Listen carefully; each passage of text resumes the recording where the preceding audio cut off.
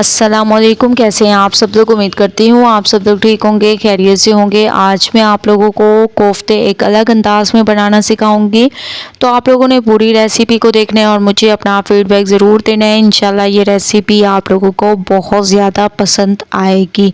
ठीक है, तो रेसिपी स्टार्ट कर देते हैं। सबसे पहले आप लोगों ने बोनलेस चिकन ले लेने हैं। इसको अच्छे तरीके से वॉश करके इसको ड्राई कर देना है। ठीक है, इसके बाद इसका कीमा सा आप लोगों ने तैयार कर लेना है। चॉपर में ऐड करके मैं इसका कीमा सा तैयार कर लेती हूँ।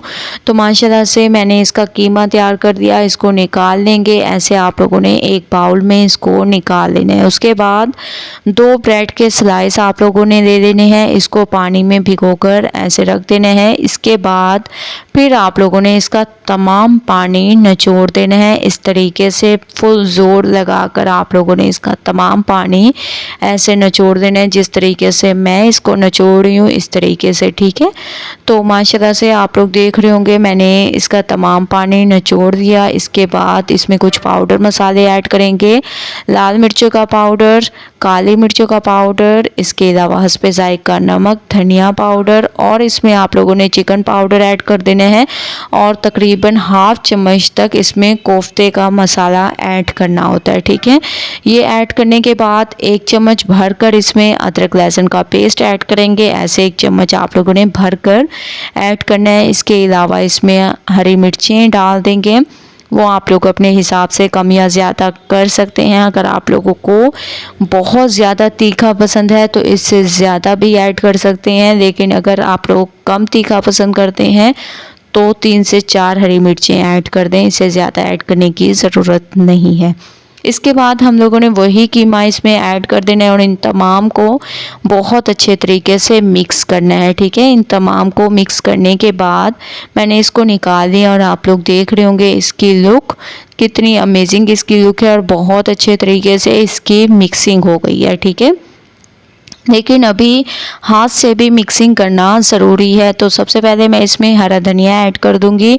हरा धनिया ऐड करना बहुत ज़रूरी होता है, इससे इसकी खूबसूरती में इजाफा होता है। इसके अलावा इसमें आप लोगों ने गरम मसाला पाउडर ऐड कर देना है और इसको बहुत अच्छे तरीके से हाथ से मिक्स करना है। क्योंकि चम्मच की मदद से तो हम लोग इसकी मिक्सिंग कर सकते हैं, लेकिन चम्मच से वो मिक्सिंग नहीं होगी जो कि आप लोग चाहते हैं कि बहुत ही ज़बरदस्त इसकी मिक्सिंग हो, तो हाथ से वो मिक्सिंग हो सकती है।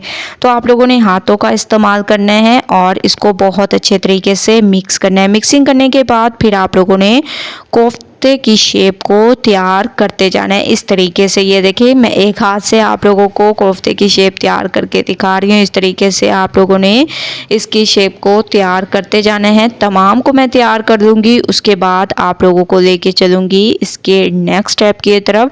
तो तमाम कोफ्ते की शेप को आप लोगों ने इस तरीके से तैयार कर देना है। ये बहुत ही स्पेशल रेसिपी है। तमाम को मैंने तैयार कर दिया, आप लोग देख रहे हैं। ठीक है, बहुत ही स्पेशल लुक आई है और तमाम कोफ्ते एक ही साइज़ के मैंने तैयार किए हैं। ये नहीं कि कोई छोटा कोई बड़ा, ऐसे नहीं तैयार किए। ठीक है, अब हम इनको कर देंगे फ्राई।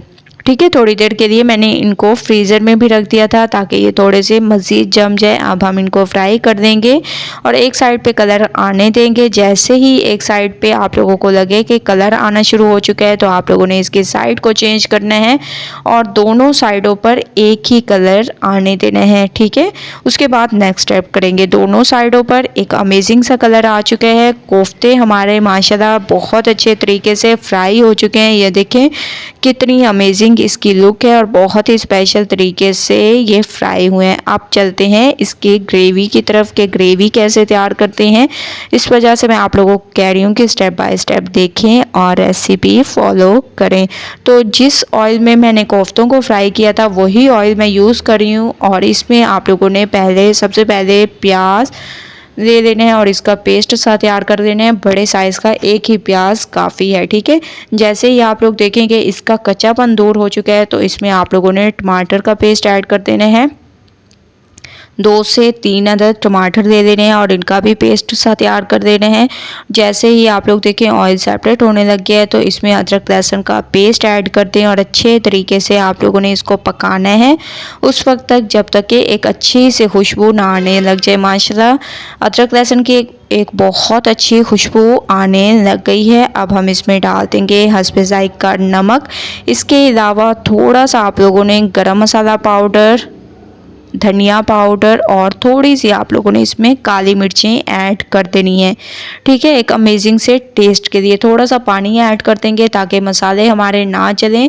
जैसे ही एक अच्छी सी लुक आ जाए और ऑयल भी सेपरेट हो जाए तो आप लोगों ने इसमें हस्बे ज़रूरत पानी ऐड कर देना है और पानी में बॉयल आने तक वेट करेंगे। उसके बाद नेक्स्ट स्टेप करेंगे। जैसे ही आप लोग देखें कि पानी हमारा थोड़ा सा पकने लग गया तो आप लोगों ने इसमें कोफ्तों को ऐड कर देना है और पानी बहुत ज़्यादा ऐड करने की ज़रूरत नहीं है क्योंकि कोफ्ते हमारे माशाल्लाह बिल्कुल तैयार हैं। इनको बस थोड़ी देर पकने की ज़रूरत है, तकरीबन 5 से 7 मिनट आप लोगों ने इसको पकाना है। इसके साथ साथ मैं इसमें हरा धनिया भी ऐड कर दूंगी और इसको पकने के लिए छोड़ देंगे तकरीबन 10 मिनट। ठीक है, 10 मिनट के बाद माशाल्लाह से आप लोग इसकी लुक देखें। अब मैं इसमें क्रीम ऐड कर दूंगी। अगर आप लोग इसको बहुत ही स्पेशल लुक देना चाहते हैं, टेस्ट देना चाहते हैं तो आप लोगों ने इसमें क्रीम ऐड कर देनी है। तकरीबन 3 से 4 चम्मच इसमें क्रीम ऐड कर दी मैंने और इसको आप लोगों ने 2 मिनट के लिए कवर कर देना है। 2 मिनट के बाद माशाल्लाह अब आप लोग इसकी लुक देखें कितनी स्पेशल, कितनी अमेजिंग इसकी लुक है।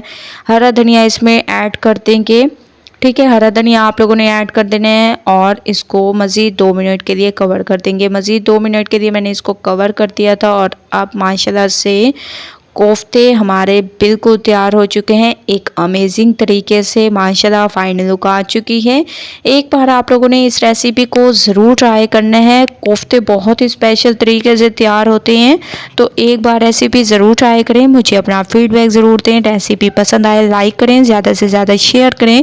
कल न्यू रेसिपी के साथ हाजिर होंगी, तब तक के लिए अल्लाह हाफिज़।